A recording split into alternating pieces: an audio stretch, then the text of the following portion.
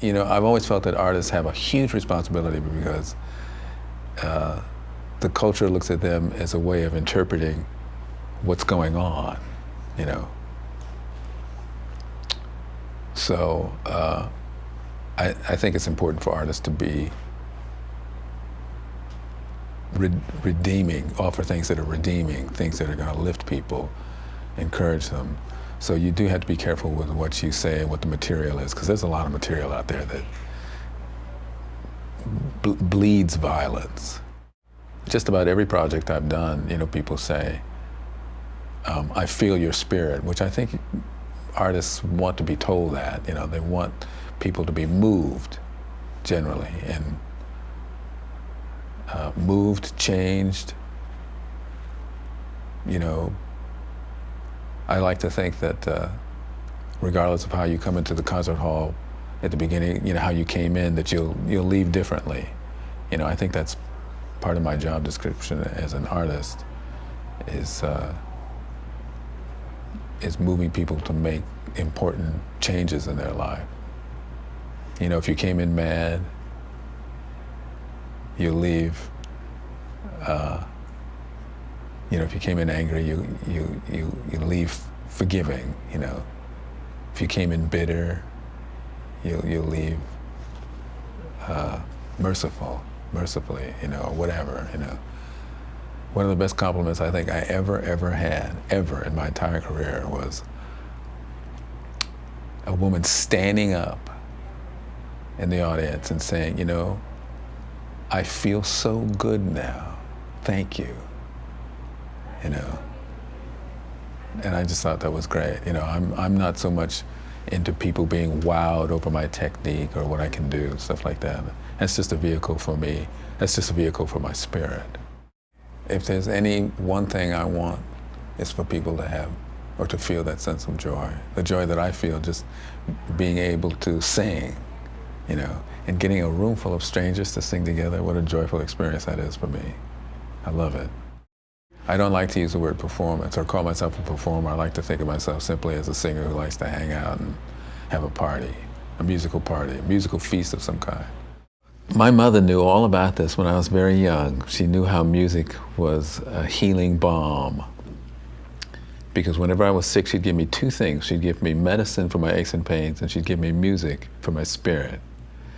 You know, I had a bed that had, you know, those headboards, and I had a radio. And so she'd turn on the radio, or she'd tell me to turn it on to the classical stations.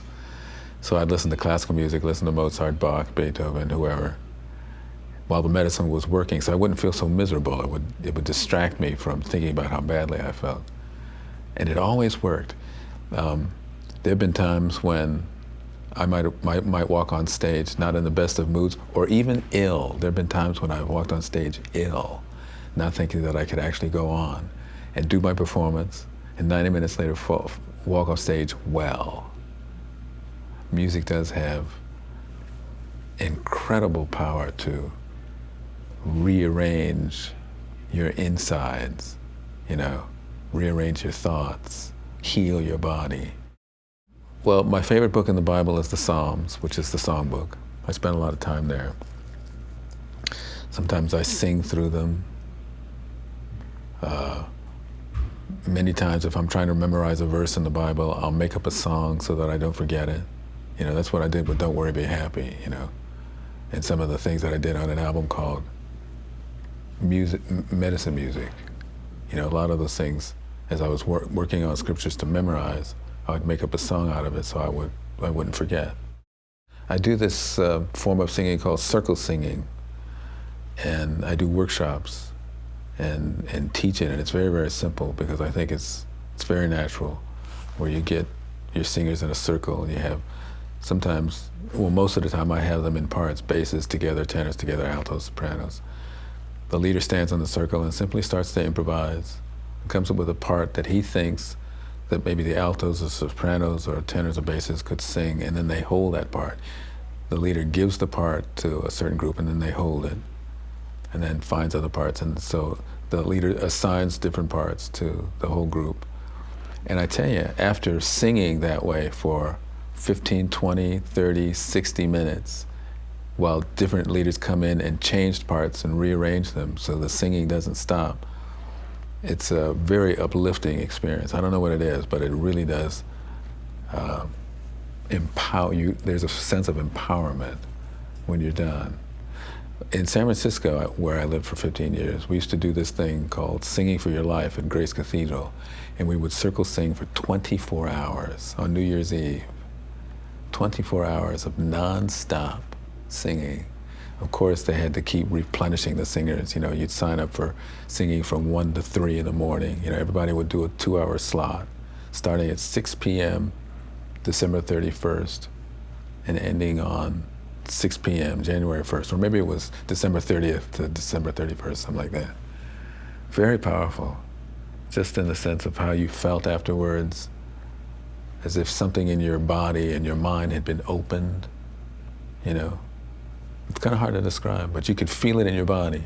I remember the first time I heard Miles Davis's band play. I left the club feeling molecularly changed, you know.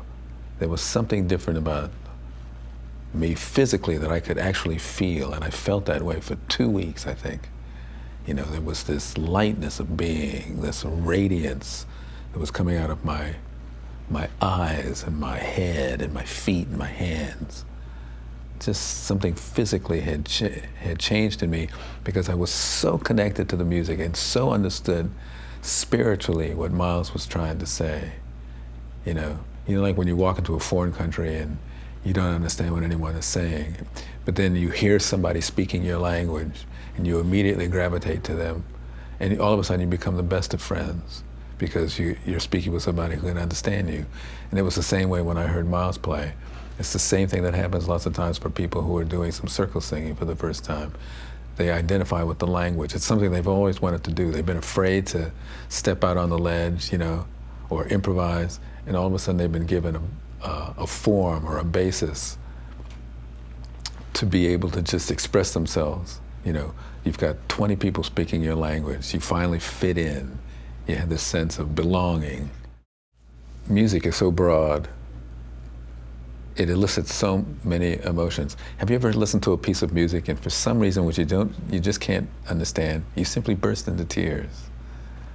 You know, I've experienced that. You know, I hear something and I just bawl because it's just so moving.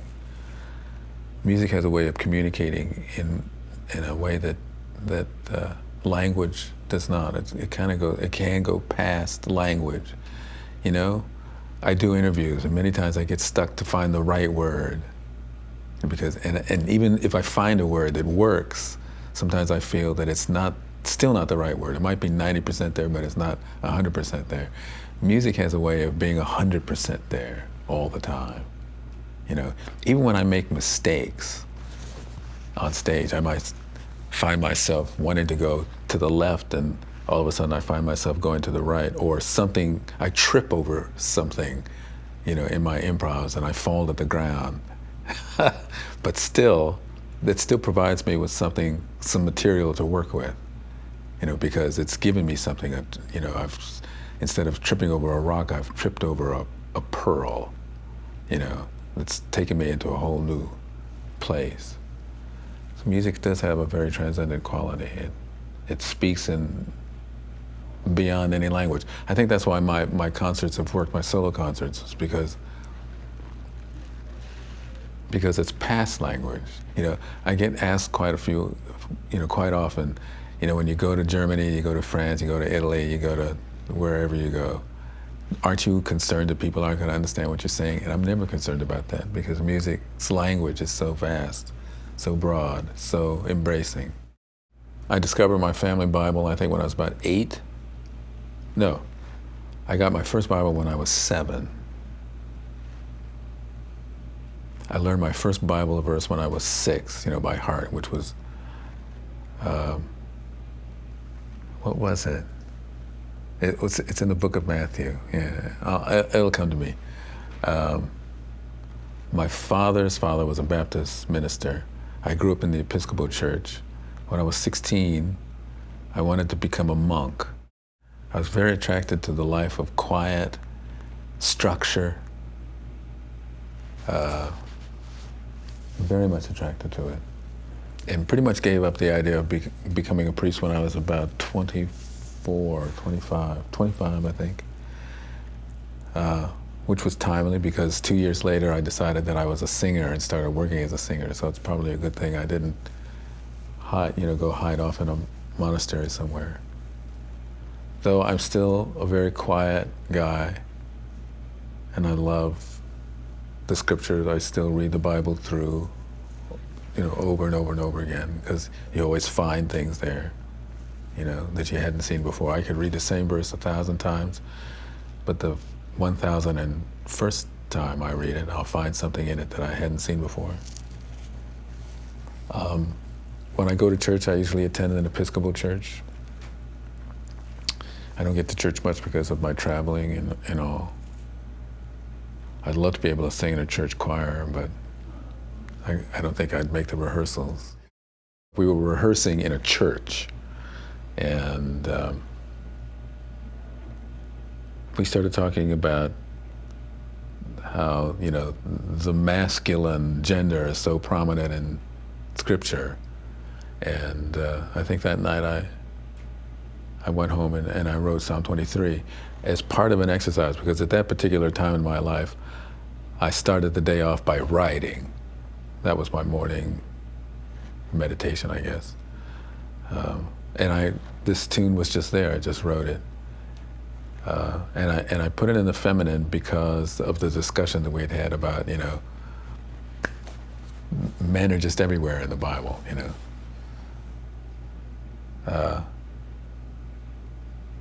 and I don't know, it just seemed to make sense. People forget, a father's love, and then there's a mother's love, which complements the father's love, and the father's love complements the mother's love, and they they fit together, nicely. So that's why I wrote it. Everything affects my spiritual journey. Everything does.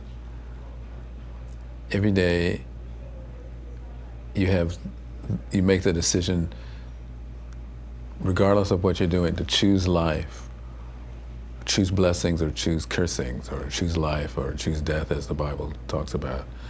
So at every juncture, you have a choice. So everything becomes a spiritual exercise. In the first 5 books of the Bible, which is called the Pentateuch, Genesis, Exodus, Leviticus, Numbers, and Deuteronomy, it's all about the law of God, the law of the new Israelites. They've come out of Egypt and now they're establishing a new society. If a person studies those books, you'll recognize that the 10 Commandments, for example, are not only religious laws, there's civil laws, there's social laws, which basically says, in order to have a really good relationship with other people, you must first have a really good relationship with God, who will teach you how to get along with other people, So everyday life is a spiritual experience, because every day you're making a decision whether you're going to choose life or not.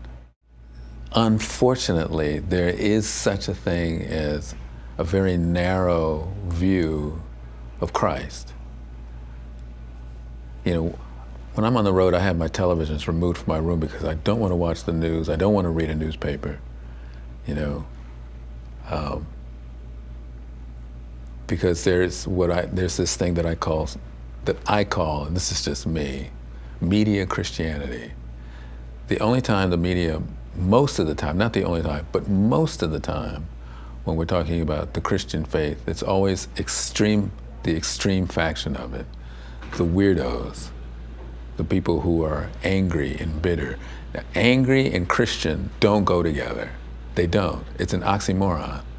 You can't be an angry Christian.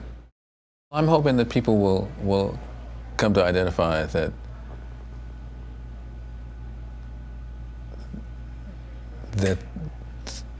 a spiritual life is deeply important. It's deeply important. I believe that there is that people should take steps toward healing themselves whenever whenever they first open up their eyes in the morning, they should be thinking about, how can I have a better day today than yesterday? How can I be more of a success spiritually today than I was yesterday? I like to think of the word step, S-T-E-P.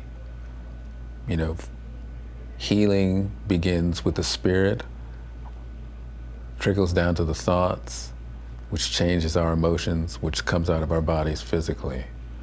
Our bodies manifest our emotions, which in turn are manifested by our thoughts, which in turn are manifested by the spirit. So we can all work on those 4 things concurrently, but if you're going to work on any one of them, you need to start with the spirit. So regardless of their faith, regardless of their religion, because religion can be very confining. I don't really think of myself as a religious person per se, but more a spiritual person who follows Christ, who follows Jesus as my spiritual master. Unfortunately, we think that there are religious things and there are unreligious things. To me, and I read this somewhere and I thought it was beautiful, just being is a religious experience. It's a spiritual experience. Just being is holy. That's the thing that we forget because we spend most of our time on our physical selves, our bodies. When our bodies are just simply containers, or our bodies are temples for the spirit.